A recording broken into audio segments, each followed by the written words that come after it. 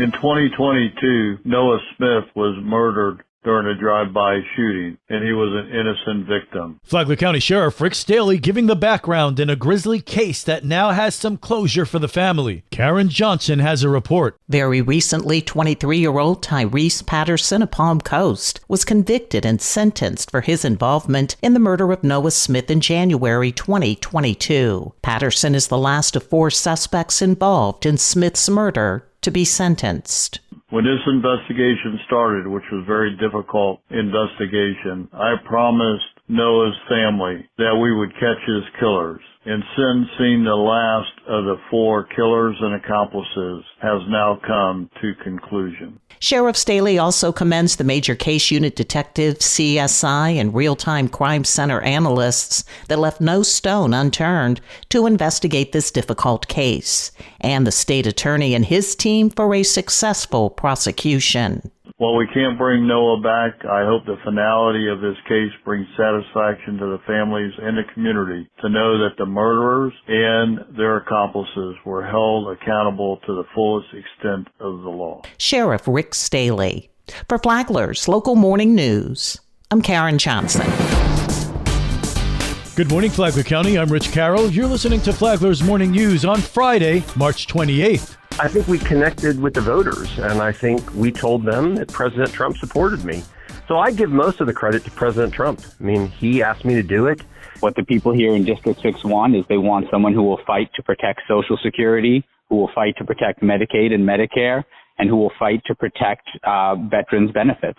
The special election to replace Mike Waltz in Congress is coming up, and new polling suggests the race could be close. stpetepolls.org releasing a survey done this week of 403 likely District 6 special election voters that gave Republican Randy Fine a 48 to 44% advantage in the race, and within the survey's 4.9% margin of error. Wheel's campaign has raised more than $10 million.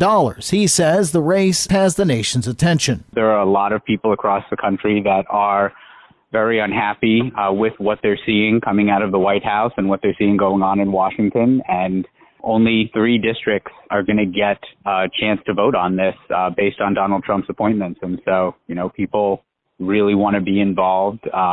It's been a truly national campaign. We've had not just fundraising from all 50 states and Puerto Rico, but we have volunteers who've been doing phone banking and postcarding and reaching out and doing voter contact for us from all 50 states and Puerto Rico as well. Republicans outnumber Democrats nearly 2-1 in District 6. Fine when asked about his chances of winning after his primary victory in January. Well, look, this is an overwhelmingly Republican district that overwhelmingly supports President Trump. I don't think that's going to change.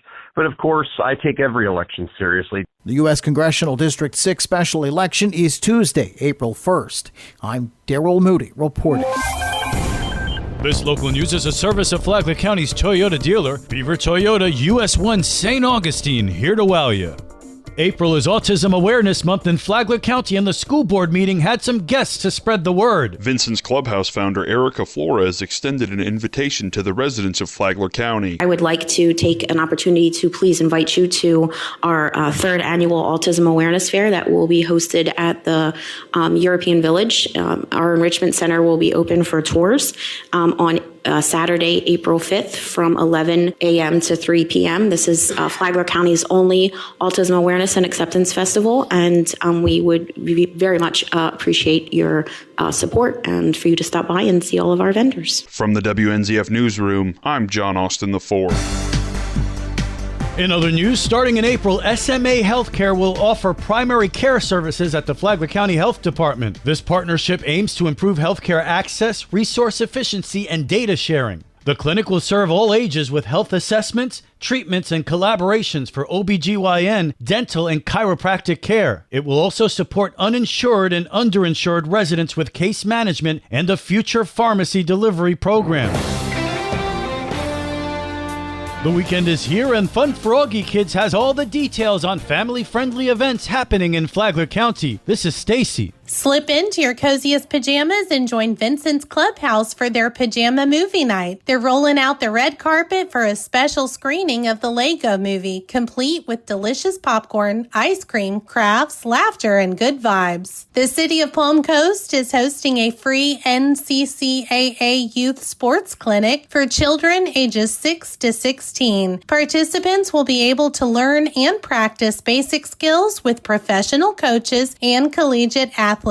Chick-fil-A lunch will also be provided. Bring your friends and family out for the 68th Annual Cracker Day, a rain or shine event. Enjoy a barbecue lunch, bull riding, steer riding, pig chase, boot race, and so much more. For more on these events and others, please visit us on our website at fun4augiekids.com. Have a great weekend.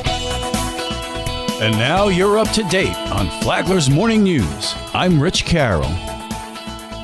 And now, Mike Licio with your WNZF local sports update. Tuesday, the WNZF Sports Network was at the newly renovated Bulldog softball field for the second annual Shoreline Showdown between Matanzas and FPC. Scoreless in the top of the third, Pirates senior Ashley Samsell came up with second and third and no one out. That is a fly ball to center field. Track! Wall! Off the wall! Hannah picks it up. Manhart scores. In the score is Fogle. And it's a two-run double for Ashley Samsell. Mackenzie Manhart and Ruby Fogle scored to make it 2-0 Matanzas. Florida commit Leah Stevens was stellar for the Pirates, only allowing a Sadie Shell single while striking out 9 in 3 innings. In the fourth, the Bulldogs bit back. That's a fly ball to right field. That's going to stay fair. And that is an RBI single for Mackenzie West, and it's 2-1 on Mackenzie West, 8th RBI of the season. Sophomore Mackenzie West scored Skylar Ludovici. FPC pitcher Ashley Pigeon was literally lights out from that point on. The future Flagler Saint retired 11 of her next 12 before the lights went out at the field. The game was called after a 76-minute delay, and the FHSAA confirmed a 2-1 final. The Pirates improved to 10-1 on the season. Stevens is now 7-0. Pigeon struck out 11 in 6 innings. Hear from Ashley tomorrow on the Rich and Mike Sports Show, 7:30 a.m. here and always on the Flagler Radio app. If you missed a game, you can watch on the Flagler Radio YouTube channel. The lights were on in the Anderson Gym, where the FPC boys hosted weightlifting districts. The Dogs finished second in both events. Cal Zwern took first in Olympic. Anthony Jacoby took first in Olympic and traditional. Regional finalists will be announced this weekend. Matanzas boys lacrosse defeated Riverside 15-1 Wednesday. 5 goals from Vincent Ferrugiaro, 3 for Brady Putis. They're at Fleming Island tonight. Baseball tonight, Seabreeze at Matanzas, FPC at Bishop Snyder, and Ponte Vedra Flag football is at FPC. This is your home for local sports, with updates Mondays and Fridays. From the WNZF Sports Desk, I'm Mike Licio.